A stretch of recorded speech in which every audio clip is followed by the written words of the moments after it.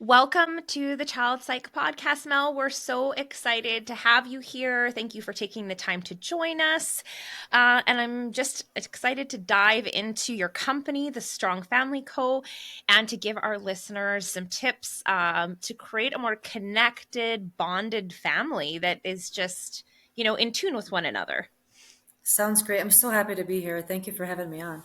Yeah. So, why don't you tell us a little bit about your journey to form the Strong Family Co.? Sure. So this happened organically over a matter of many, many years where we kind of came up with a strategy, but it wasn't necessarily intentional from the start.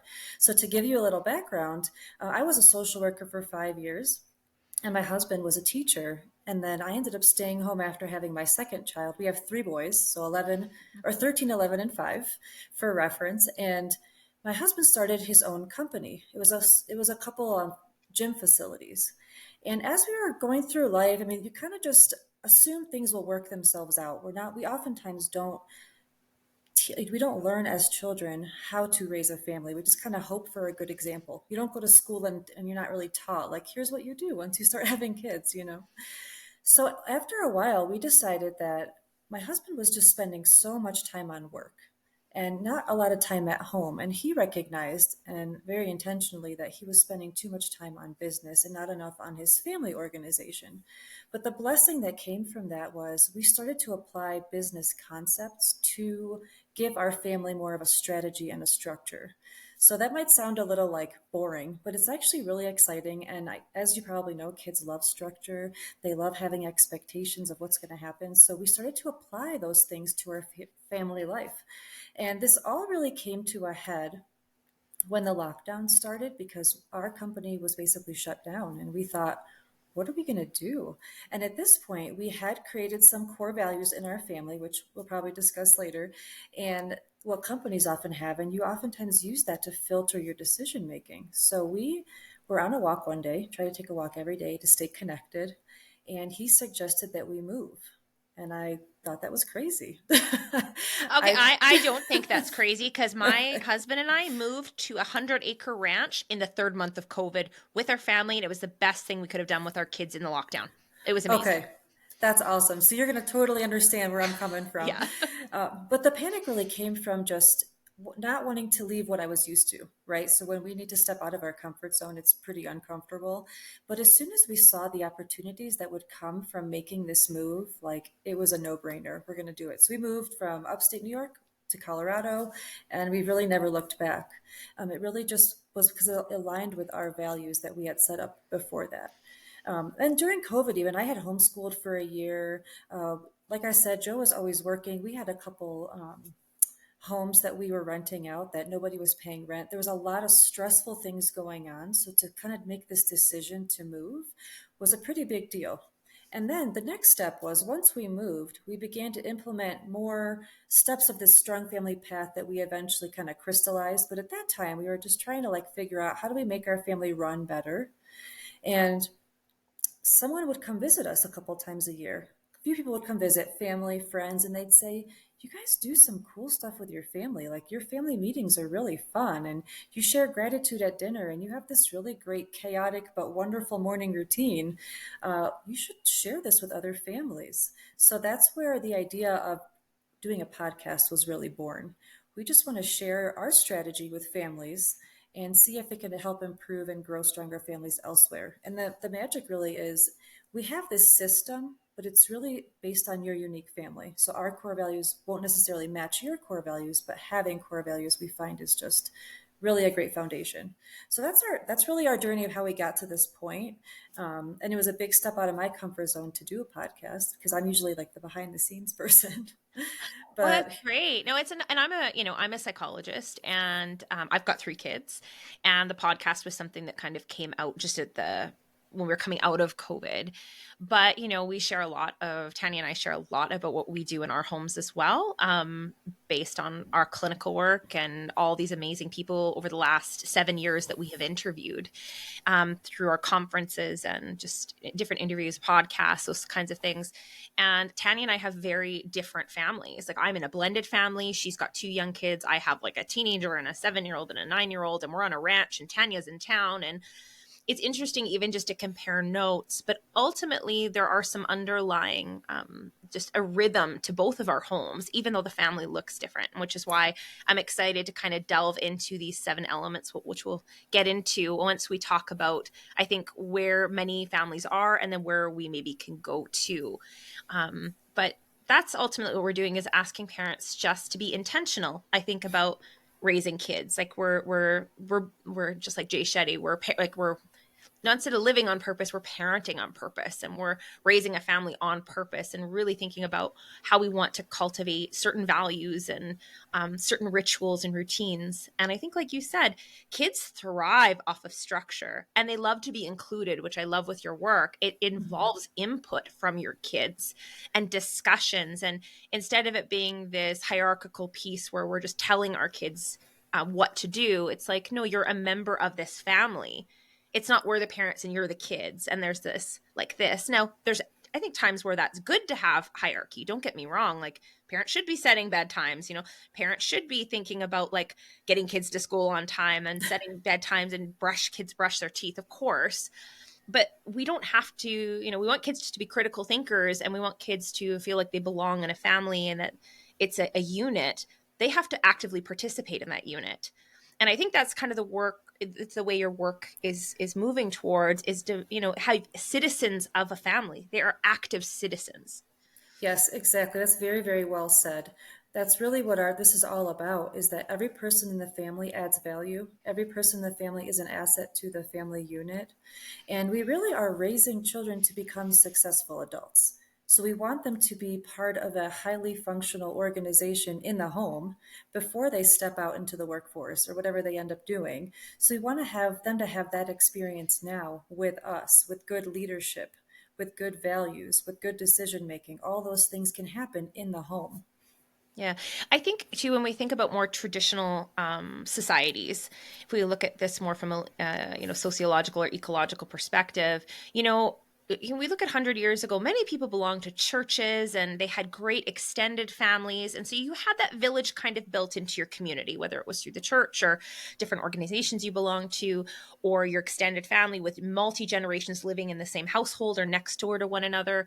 And you had that culture that existed because it was already intact when your child was born. And I think what we've had, at least in Western culture, is we have these either nuclear or semi-nuclear families where there isn't as much support, and we don't have that culture and those rules and those values that we're born into. We have to make them. And I think that's part of we thrive off of that as a society that belong to tribes, that we like to follow certain traditions and rituals and rules, and that's how we form a cooperative culture. But because we don't necessarily have these churches in our, some people do, but a lot of people don't now, or extended family networks, we have to build that culture within our family. And I think that's maybe sometimes where we've gotten lost, is we used to have that when we were born. We had these really dynamic systems, and now Right. we don't, and people are disconnected and lost because there aren't those values and guidelines to follow. We don't know where we fit, and parents are a little lost and kids are a little lost because they're like, well, how do we navigate life? And so what I'm really hearing is your company's mission is to help form that. So you have guidelines and structure, and kids can take those values and then cultivate that in their greater communities. Exactly. I love what you said about how people are kind of lost. They don't know what they stand for because they weren't necessarily born into it. I do think that people generally want to have a great family, but that's just not specific enough. Like, we really have to get real specific with what our family identity is. What are we about? What are we going to fight for? What are our core values, really, is what it comes down to. And that does take some effort. It takes some time and some thought and trial and error, even. But I think it needs to happen. You have to know who you're about instead of just kind of floating through and hoping that everything's okay. That's just, I love the word intentional, because that's truly how we parent. We walk through every day with intention, and because we have our core values set, we have this amazing filter of what we are going to do, what we're not going to do, what we're about. So just creating that identity, like you were alluding to, and knowing what we're about is really the first core step. Yeah, and so I think you and I are pretty much on the same page. I think based on just this conversation so far about this intentionality in raising kids, what do you think, other than, we're not born into necessarily a tribe of support, like I think that's where many parents get lost. How else do you think families really lose their way and get disconnected from one another? Like, well, obviously we're living in the same, live in the same house with your kids, but that doesn't mean that families feel connected and safe, and they feel communication isn't great. So where do you think this fragmentation really comes? I mean, obviously it's many things, but what are some of the Right. things that you think are like the highlight reel of that? Of course. And I really think the answer is in your question. I think it's lack of connection. Mm, So I think the problem is people, if you don't know what you're about, it's difficult to connect because we're not necessarily going to have this baseline of where to connect. And it's just finding time to be together. And as I reflect on the 7 steps of the strong family path, the majority of it is finding ways to connect intentionally throughout the day. That's really what it's about. So I think it is lack of connection. I'm sure that a huge piece of it is social media and people being on screens and not screens. spending time together. Because, like you said, we can certainly live under the same roof. That does not mean that we're a connected family. So the intentionality of spending time with as a family unit, but also as a couple, my husband and I, or individually with each child. Like each child brings different interests and values and assets to the family. So to celebrate and make sure that we connect with each individual child, especially as we're entering the beginning of the school year. Every kid is Yes. going to have a different just transition to school. I have a kindergartner this year who's actually doing beautifully, but I'm like waiting for the day when like he struggles. I'm like, okay, it's been really smooth so far. And then I have 2 that are in middle school now. So I can't assume they're all going to just transition the same way. And just asking, hey, how was your day? Just isn't enough. We have to be able to go a little further, know each child individually a little better. And that really happens through spending time.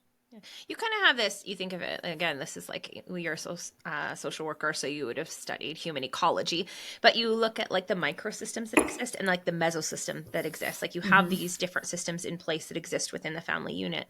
And like you're saying, what's so important, and I preach this all the time to friends and family and on social media and on our work, that if you have two parents in the home, and I realize not every parent does, but sometimes you live with, there's more than one adult living in the home, that that marriage or partnership is very important to keep healthy, as are the individual relationships between siblings, and then the individual relationship or the dynamic between maybe the parent and each child and parents, or the sibling sets. Like you forget, like there are these microsystems and then you have the larger system.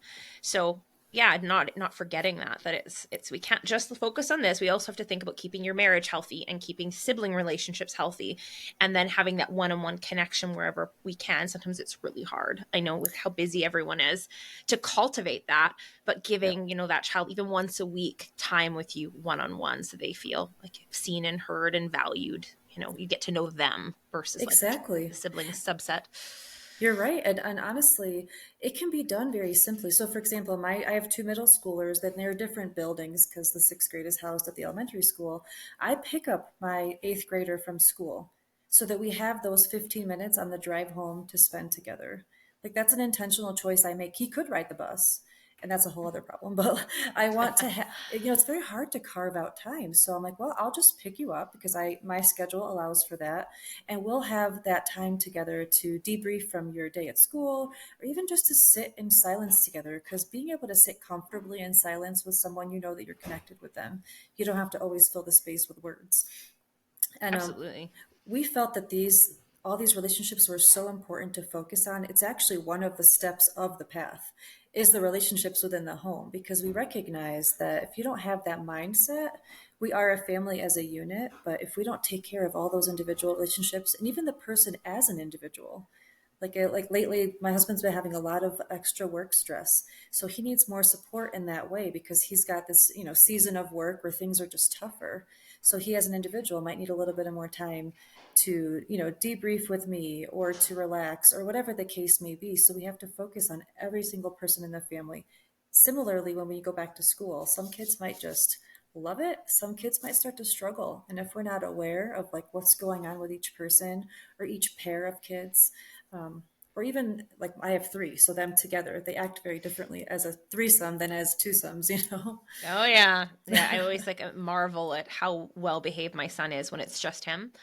And then when you put him in with his sisters, oh good lord. It's so It's he's the funny. baby and of course he'll, oh, I don't want to clean up and then the sisters do it for him and I'm like, "Oh my goodness, but he's like the most helpful kid on the planet if it's just him and I." And I'm like, "You have all this capacity." But I'm like, there's dynamics that exist when you put people in a group that don't exist Mhm. maybe when there's just two people or they're on their own.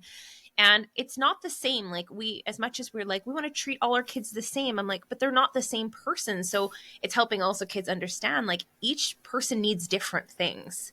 Yes. We want to make sure everyone's needs are met, but how those needs are met look very different depending on the individual. And some kids will like, that's not fair. It's like, well, your needs aren't the same as your sister, and it's not the same as your brother. And but Right. these are all, I think, comes down to like your tenets when we talk about like even family meetings. And so I'm excited to kind of dive into that.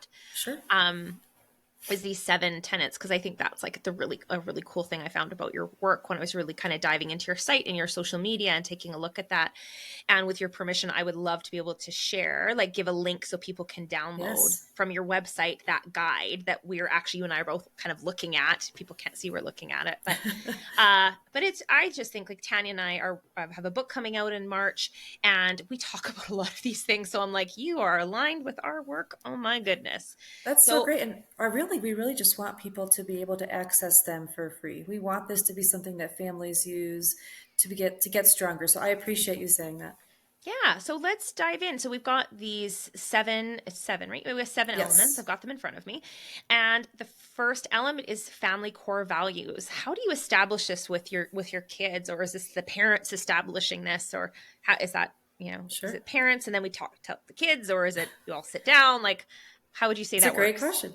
Well, it's kind of fluid. So it depends on the ages of your children and your family. So I would say if you have little ones, it's probably better to set them up as adults. So when our kids were 5, 3, and I don't think my youngest was born yet, we decided to establish them and we did it as a couple. Now, if you're starting this and you have teenagers, I think it's a great time for them to be able to have buy-in to the process, to be a part of the process. So to give you a quick snippet of how we came up with ours, we decided to take about 2 weeks where Joe and I would list everything that we find is a value in our families or in our lives, whatever. It could be something like spirituality. It can be gratitude. It can be, love of reading. It could be anything that you find important to life for yourself or your family. And then we sat down and basically combined and whittled it down. So our goal was to whittle it down to 3 to 7 because we want it to be memorable. What's memorable is portable. If I have 15 values, I'm not going to remember them. The kids aren't going to remember them. We have to really work to whittle it down. So we would go through our list and just have deep discussions. We'd cross things off that were important to us, but not a core value that we would fight for. We'd combine things that were similar, and then we would just keep things that, of course, ended up making it or not making it to the final list. And after that, once we had that figured out, our kids were little. So I love visuals. I'm a big visual person. I like to charts and laminations and all that. So I created these little bookmarks where it had the 6 different values on it. And we presented it to the kids at dinner one night. And we had it on the table for months. And we'd just review them at dinner. We'd pick one and talk about it that night. So we would start to implement it into just having the kids learn what they were, understand what they were, and then make the connections to choices they were making. So, as a quick example, one of ours is having gratitude. Okay. So, at dinner every night, we try to have dinner together as often as we can. We all share something we're grateful for from the day. And we Mm-hmm. include our littlest, who's 5. His job is to choose who gets to go first. So he goes around the table and he gets to pick and choose the order of how we share our gratitude from the day. And that's how we started to implement that particular value. Another one is wanting to be together. These are our values, of course, Yeah. and every family comes up with their own. Um, we have a focus on spending time together. So if we have like 5 things to choose from to do on the weekend, we're getting different options from different people. We go through our value set. Do these options align with our values? Is it something that's going to bring us together?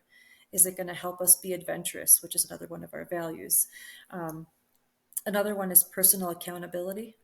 We think it's important that every child and every person in the home be accountable for their choices. So we try to not play the blame game. We always try to create a sense of, what's your responsibility in this matter? But that's how we created the values. We went through that system and it was very worthwhile. And we still have that little bookmark. Like Mhm. this is like 6 years later, and it's just still next to our table at dinner. And even at our family meeting, which we'll get into in a minute, we started off by sharing how we have embodied one of those values during the week. This reminds me a little bit of Brene Brown's parenting manifesto. I mean, granted, I don't know if that's so much to share with her whole family, but I think she does adapt it. And I've seen some of the PDFs, and I've read her parenting book as well. And I love that. I've actually, when I was going to school in Portland, Oregon, a couple of the families that I went to graduate school with had these posted on their fridge, and I Oh, remember seeing cool. that, and all the kids signed it, and the parents signed it, and it was their commitment to their family. Like that was another name, a way to make it was these are the things that we essentially believe in. And yeah, I love that, and I love the bookmark because my kids like to read. So I think that is just that's so unique. I've never heard of it being a bookmark. I know people post it on the fridge, but Yes. that's another way to do it. And if your kids love to read, like that's a really unique thing. Or you could laminate it and kids could make it a poster in their room. Mm-hmm. My kids would love that.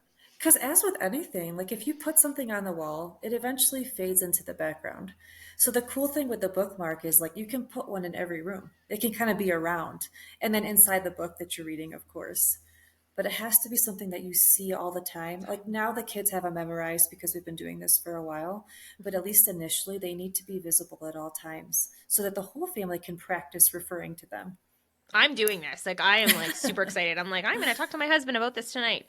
Well, we have so much time though. So let's go on to element two, morning routine.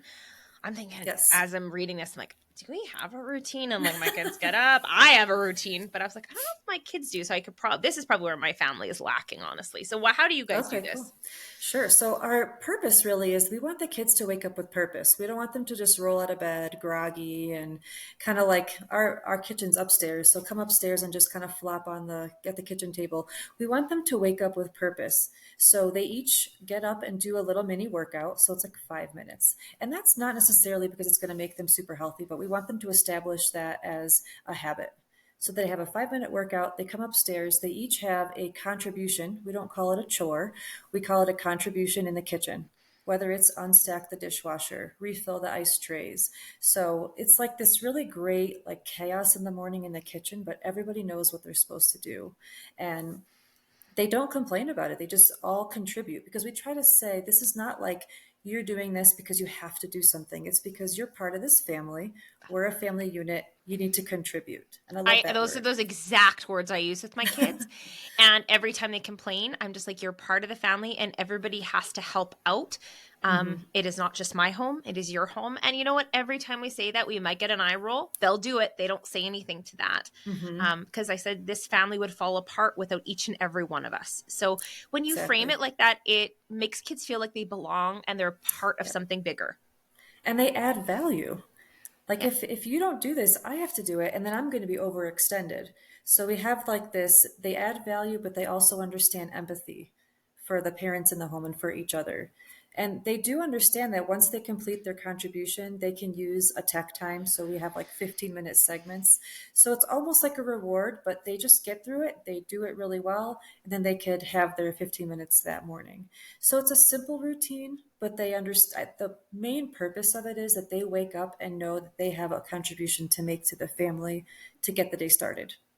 I think you could not just in the morning, but I think that's a beautiful reframe period for when parents are like, I want my child to help out. I'm like, Mhm. instead of calling it a chore, say it's a contribution. And then Yeah. again, do that reframe of like everyone helps and it's our family culture that everyone is part of this.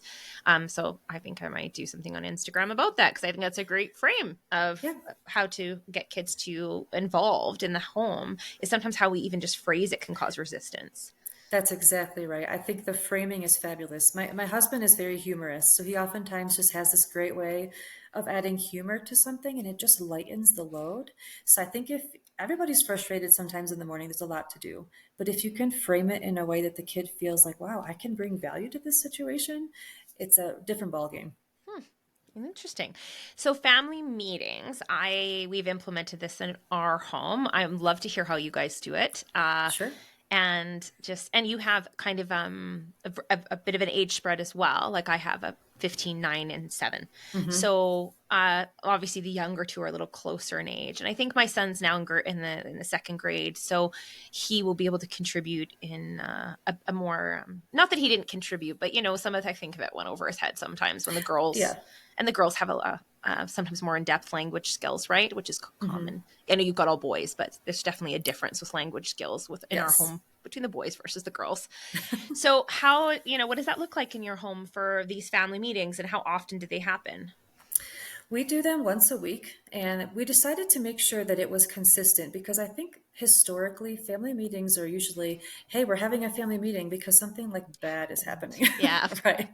So we wanted to flip that on its head and not have it be about bad things. It's just a matter of we're going to get together, we're going to discuss. So ours happens to be during our Saturday family dinner. Just was the most reliable time for us. And it's more relaxed than, hey, let's all go in the living room and sit down and have this meeting. It's just during dinner, we're eating, it's more relaxed, and it works for us. So we do it every week on Saturday. And we start out by everybody in the family has to share how they've embodied a core value. So let's say I did a really difficult hike this week. I can share, hey, I worked on personal development because I did this hike and I was adventurous.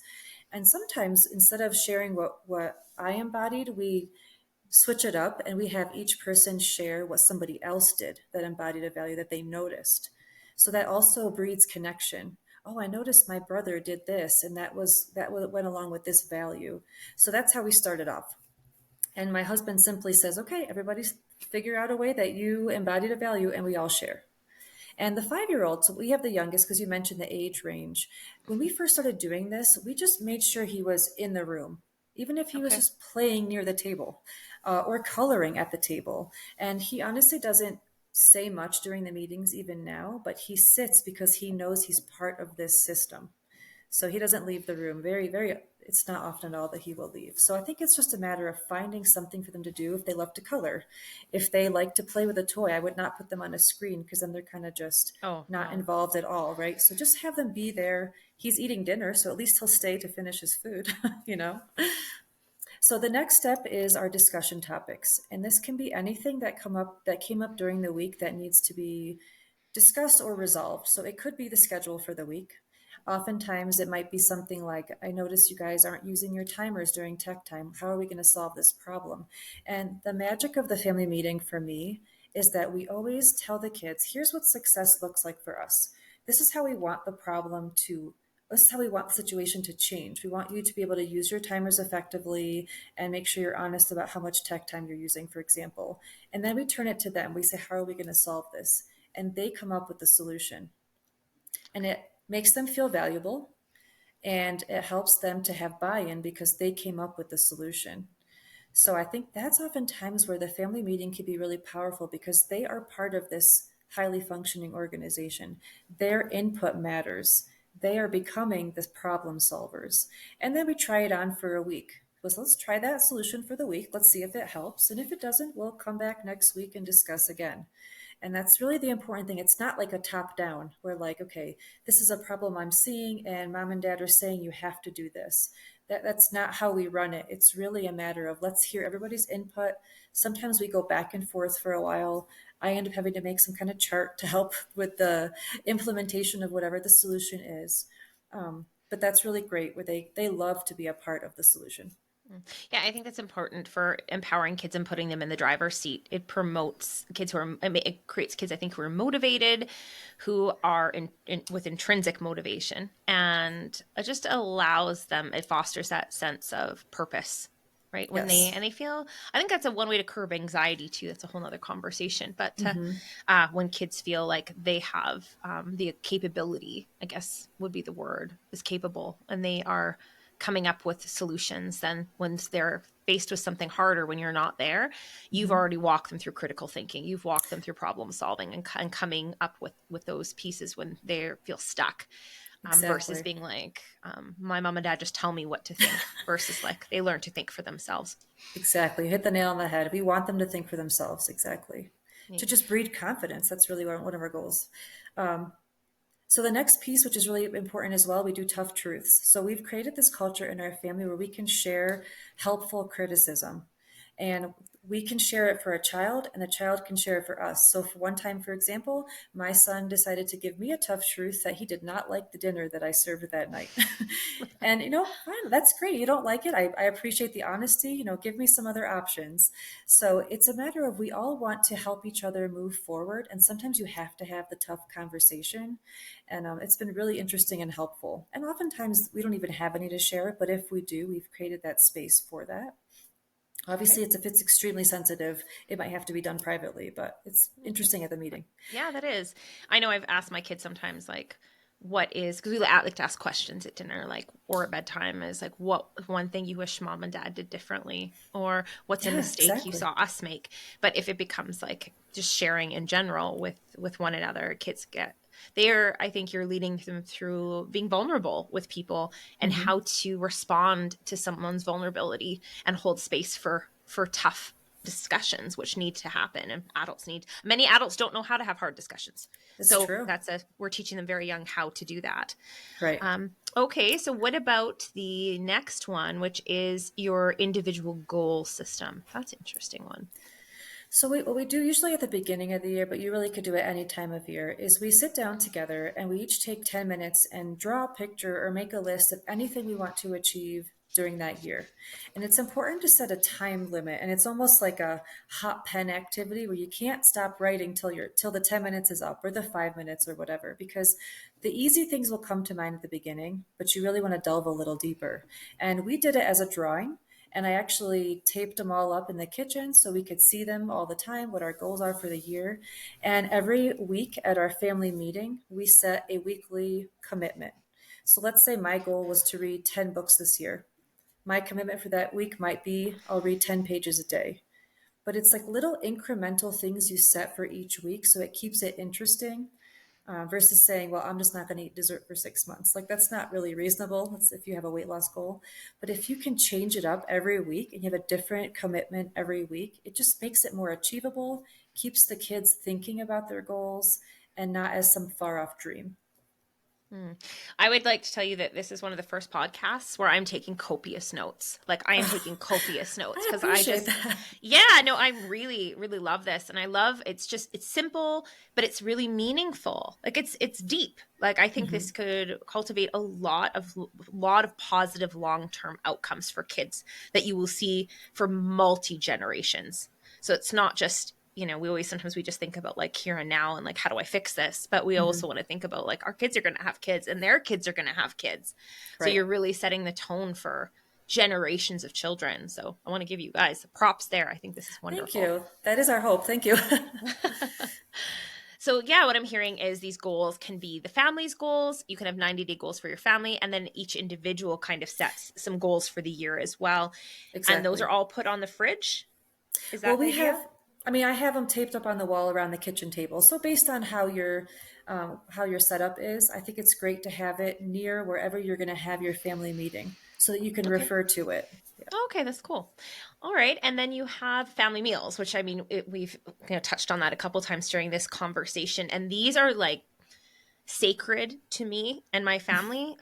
Every family has these things where there's a bottom line, and I rarely will sacrifice meals with my kids. Like we're very careful about how many organized activities our kids are in because we don't want to Mhm. give up meals with our kids, because this is when we hear the most about what they think. It's often where they Yeah. joke and they kid, and we discuss issues that are coming up or something they heard at school they don't understand.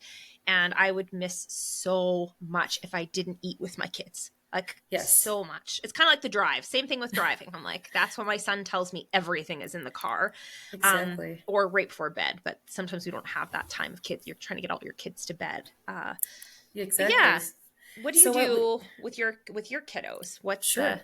yeah. Well, to look back a little bit, we used to never do family dinners because my husband was always working. So I think that's why this is so important to us now. When we moved and our schedule changed, this became a huge priority. So whatever happens during the day, we all understand we're going to come together, and we don't have like a set time, but like whenever dinner can happen, we sit down together. And discuss whatever happened at the day, but just being together. It also teaches the kids some responsibility because they have to set the table. So they again have that opportunity to contribute. And we also share gratitude.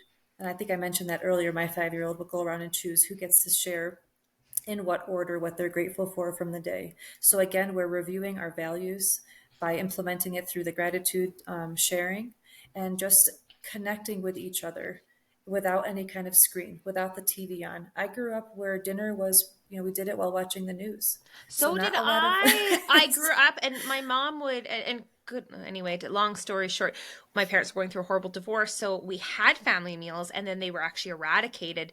And we usually sat in front of the TV at the coffee table, and my mom would eat in the kitchen. And I said, that's how my parents survived. But to be fair, I don't want that for my kids, because I just don't ever have these memories unless we went to my grandparents of mealtime. Like, just it was so disconnected, and also it doesn't teach very good eating habits when you're sitting in front of a screen that's and true. not being mindful of what you're putting in your mouth. But Right.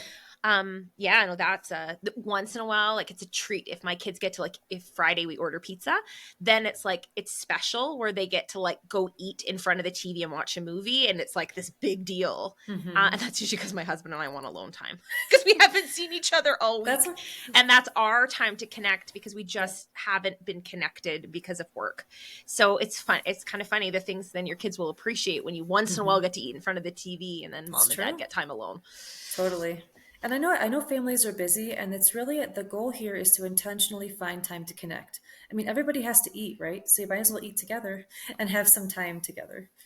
Yeah, and for those parents who are really busy, like, you got kids, like, we're in Canada, so hockey's a big thing here. Same with girls and dance. That seems to be the parallel to hockey here. But I know maybe you're in a country where soccer is huge, or lacrosse or something. If you can't do dinner, do breakfast. Like, if you can't, you know what I mean? If you were in Europe, you would probably come home and have lunch with your family. So it doesn't have to be dinner. It couldn't be Right. breakfast, because I know some families, that's what they do, is they eat breakfast together. And I'm like, great, just aim for one meal a day where you can sit, or if have 15 minutes, like you said, maybe it's not a meal, but like maybe you're just sitting with your kids after school and having a snack together at the table. And Yep, like, exactly. it's just that everybody is there for it. I think that's important, and you're all Yes. sharing. And okay. Okay, so the family meal and then evening debrief. So this actually came from when I was a therapist for 5 years. I was working as a social worker with kids that had gone through trauma, and when we would talk for like 40 minutes, and then the last 5 minutes of the session, as they're about to reach for that doorknob, that's when they come up with like the deep stuff that they need to talk about. And I would notice that I would go downstairs to read to my boys at bedtime. I put my 5-year-old to bed, and then I go to the other two, and we go through a whole little process at bedtime. And this is when they would bring up the topics from the day that were real sensitive. Yeah. So some kid was mean to me, or some kid cheated at soccer on the playground, or I saw this in the hallway between classes. Those topics come up usually right before bed, right when everybody's like, I want the day to be done. I just want to go to sleep. But I noticed that if I just cut them off and just said, it's too late, I'm too tired, I'm cutting out an opportunity for them to connect with me and trust me and talk to me and problem solve with me. Because honestly, once they sleep on it and the next day starts, they're probably not going to bring it up again. So I carve out this time in the evening where I sit with them and we do like a little prayer. I read to them, and oftentimes during the prayer time is when topics will come up that they need to talk about. And sometimes it's a half an hour of them processing something that happened that day. And sometimes they just need to complain a little bit. And sometimes I'll ask them, do you want me to help you solve this problem, or do you just need to sit with it? But I just noticed that those sensitive topics would come up, especially as the kids get older. Now that I'm have a teenager, things come up at evening time that require us to be patient and selfless and give them that time, even though maybe all I want to do is kind of head to bed. Yeah, I know. I forget the exact phrasing, but at the end of the day, I ask my kids, do you want a solution, or do you want me to just listen? Yeah, Like, you get to exactly. choose. What do you need right now? Solution? Do you want me to help you fix it, or do you just want me to listen? And more times than not, they just want you to listen. Like, they don't want you to It's true. fix it. Um, But if you're yeah, not there to listen, you know what I mean? If you don't carve out that time to listen, they might not come to you when something real serious it happens. happens. Yeah, and that's So, important. Yeah, I get the best conversations from from my kiddos before bed, of course. And it is more vulnerable, right? Because they're one on It one with is. you. So Yep. there's stuff like my kids won't bring up, and oh my gosh, especially my oldest, my 15-year-old is not ever going to bring up at a family dinner. Like, Right, exactly. it's going to be in the car one on one or before bed, like when when the other kids aren't around, because there's a bit of an age gap there for her. Like there's 7 years between her and her younger sister. Hmm. So I mean it's a pretty big gap. So she prefers one on one with adults to talk about hard things that are bothering her, and she needs Yeah. time and processing time. She doesn't come out like my son is like blah, blah, blah, and she's like slow and Right. articulate and needs time to think about it. Which kind of leads me to the next piece, the seventh element, which is home relationships. That the whole family is one relationship to manage, but you also have to look at the individual units. And we kind of talked about those microsystems that exist. Yes, that's exactly what it is. We talked about that earlier. We just thought it was important to add it to this list of 7 elements because if you don't have the mindset of I need to track all these different relationships, I think that they easily just slide under the carpet. And that's kind of I don't want to say talent, but I'm a little bit better at recognizing that when one of my kids needs a little extra. And now that my 13-year-old is getting a little older, he might bring up something, but I could tell he's a little uncomfortable. It might be time for dad to step in and have this conversation. So I might go to my husband and say, I really think our son needs to have some one-on-one time with you. And I'll like advocate for my son to my husband to spend some time together. And the other piece of it is my husband and I try to take a walk every day. Even if it's 10 minutes, hopefully 45 minutes, but that does not always happen. And that's our time to reconnect. Like you mentioned, Fridays when you get the pizza for the kids, you and your husband hang out. It Yeah. needs to be something that's cultivated. If we don't do that, if kids are homesick for 3 days and I start to feel disconnected from my husband, I'm like, why is that? Oh, we haven't walked in 3 to 4 days. We haven't had that time to just talk about us or talk about stuff going on with the kids. My husband actually did that this morning. We did a walk really quick because there's 3 days where we both work from home, like, and then 2 days, we go to the office on different. Sometimes it's different days, sometimes it's not. But we either do it at night or we do it in the morning. Except if we do it at night, the kids come, and sometimes we don't really feel. Then like it's good for them; it fills their cup up for sure. Right. But sometimes we've encouraged the kids to walk ahead, so we have to. Which also then is I not always totally get handled it. well when we do that, because then they're like, you guys always spend, in their mind, you sleep in the same bed, so you have all this time together. We're like, that's not how that works. No, it's really not. I mean, You're honestly, unconscious when you're sleeping. I We're not too, I talking and we're sleeping. like I'll do the evening debrief with the kids downstairs. I'm up at 9:30. My husband's already asleep. Yeah. Like we don't have that time then, so we have to carve it out at other times. We're both home. He works from home, but we try to carve out that little bit of time. So if you could find it a couple times a week to reconnect, it does wonders because we can't forget that we are the core of this family. Like if we're not figuring it out, if we don't have a good connection, the kids are going to sense that and things are going to start to fall apart. Yeah, well, it doesn't feel stable for them, right? Right, And it's exactly. often we will even tell our kids, because there's times like, we want to be with you. Why are you guys going on a trip? Or why are you guys? And I just kind of tell them, we are the head of the family, and our marriage is very important to keep this family together. And if we're not healthy, we're not great parents to you guys. We're Right. more irritated. Like, we're not going to do the fun things with you. Like, we're not going to be as good of moms and dads if we don't have time, our cups aren't filled. And so, we actually are very intentional about saying that to our kids, that we say, dad and I actually need an evening alone. Right. And sometimes now the 15-year-old can just watch the kids, and we'll be back. But and the kids just know now. They're like, yeah, we know your marriage is important. We're like, well, I do know that. I don't know if you know that Right. at an emotional level. You'll know one day. But we are very, that way they know like why sometimes we want to go on a walk by ourselves, or we want to go to dinner by ourselves, or we're going to the mountains this weekend by ourselves. It's like, well, no, like that's how you form. You have to put time in for a relationship to be healthy. You do. And earlier we talked about how you present it to the kids. I never want to say, well, we're going to go for a walk or we're going to go for a date night to get a break from you guys. Like I would never present it that way because it's not that we're doing it to get away from them. It's to work on our relationship. So I love how you presented it to them so they understand that that's important because someday I'm hoping that they will have their own spouses and that they will make sure that they put that relationship first. Mm-hmm. And I guess I like that. Oh, if I'm being honest, though, I have actually at least once or twice said we need a break from, like, Well, it's that's been a long. honest. Yeah, I'm not proud of that, but if any parents are listening who have said that, I have found myself saying that. And that's when I definitely know I need a break, because I can just feel like my cup is that empty.